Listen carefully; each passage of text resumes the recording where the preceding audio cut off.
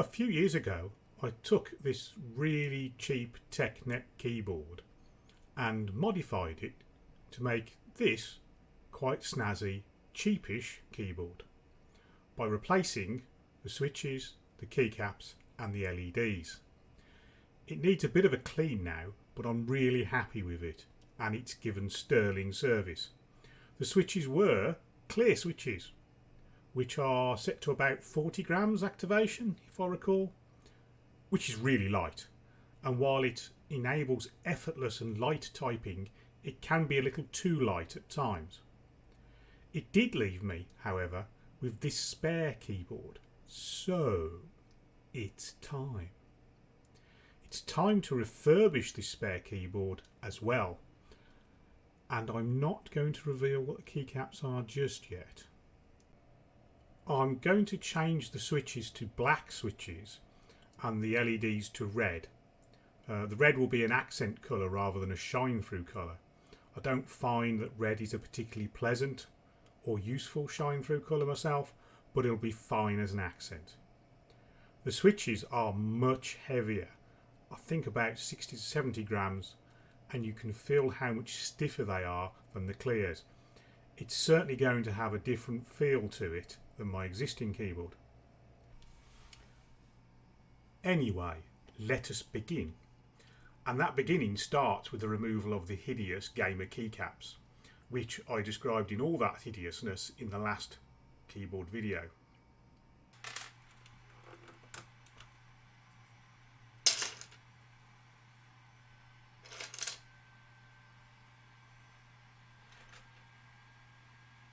Now that already looks a lot better, though I've got to say this bit is really annoying. One assumes this is a consequence of the board being based on a US ANSI layout, and rather than rewiring the sequence for ISO, they've just moved the LED across. Fortunately, because all the LEDs will be the same colour, this will be masked in the final product. Now just need to finish the dismantling from the plastic base.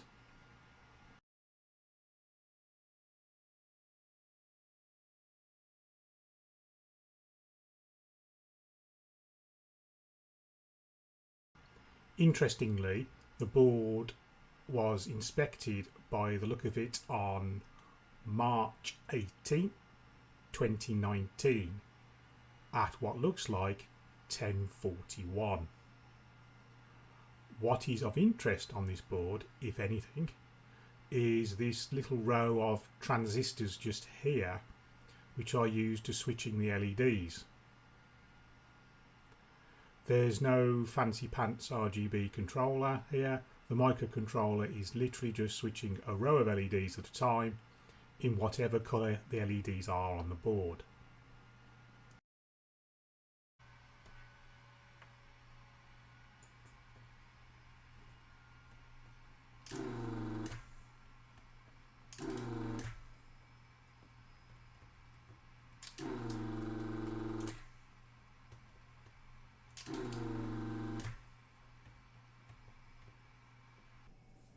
Somehow I managed to stop the recording of the removal of switches. We can see now here on the board that all the switches are removed, and it also became apparent at this point that the 1206 surface mount LEDs which I had ordered are not the correct size. So I went away again and ordered some PLCC2 LEDs which are the correct size. So the next step will be to remove all these existing LEDs, but before I do that I want to test the LEDs that I've got. To facilitate this, I removed the 3 LEDs in the navigation cluster, and thanks to the weirdness in my camera setup and the lag that it seems to produce, placing the LED in what I think is the correct orientation, it lights up all by itself, and we can see that I guessed correctly. All the LEDs have been taken off. Mostly they've been melted off. There isn't really a way that I can see of getting them off without melting them. I guess some of them might still function, but this is now all basically e-waste. I've cleared out all the holes for the switches using the solder sucker and cleaned up all the pads for the LEDs. The next step will be to solder on the replacement LEDs. I've just got the bottom row left to do now, so let's go through it. We've got 1, 2, 3, skip, 4, skip, 5, 6, 7, 8, 9, 10, 11 LEDs to plonk on. There's one.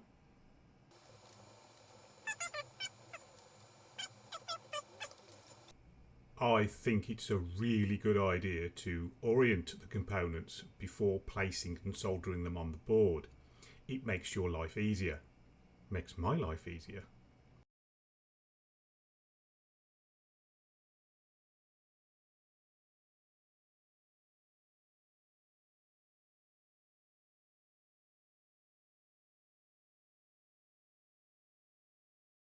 The orientation here is the same as the orientation here. That's one less thing to worry about when soldering.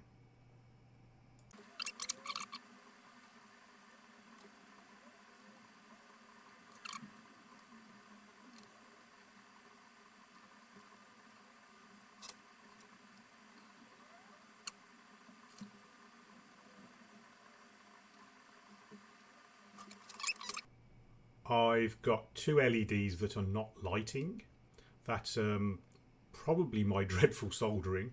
So I'm going to try and reflow the solder, and if that doesn't work, I'll whip them off and replace them with new LEDs. I've also still got this issue. I'm fairly sure it was like this before I even started, so I'm probably just going to ignore it. I also need to change the caps lock and wind lock LEDs, which you may be able to see here are blue. Fortunately, the incorrect LEDs I bought for the switches are the correct LEDs for this job. The installed LEDs are marked with a T to indicate polarity, and the new LEDs have an arrow to indicate polarity. I think, and I could be wrong here, the fat end of the arrow and the fat end of the T are equivalent. There's one way to find out for sure.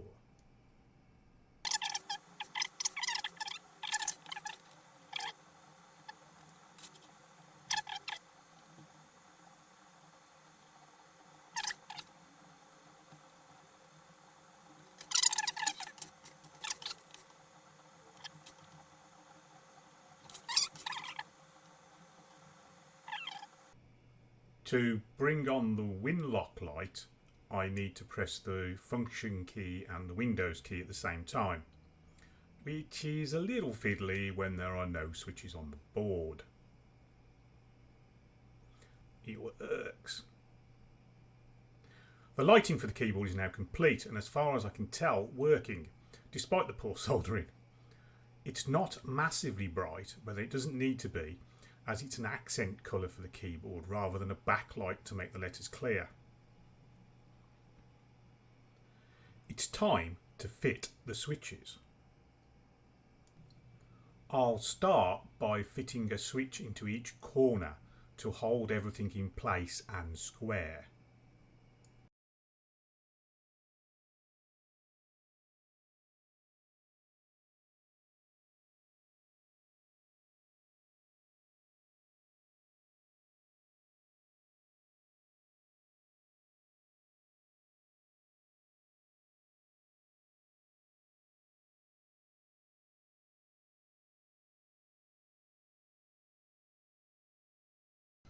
The only thing left to do at this point is to fit the keycaps.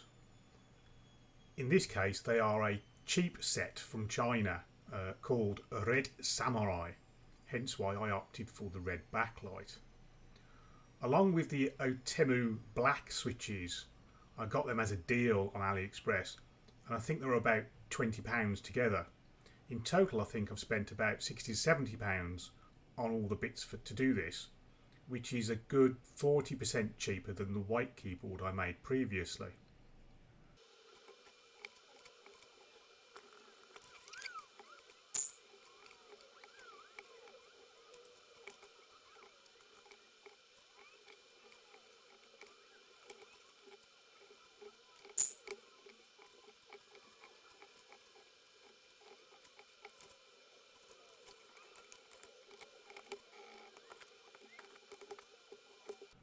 The only thing left to do then is the typing test, which I know you've all been waiting for. For comparison, I will type on the white keyboard first and then the red.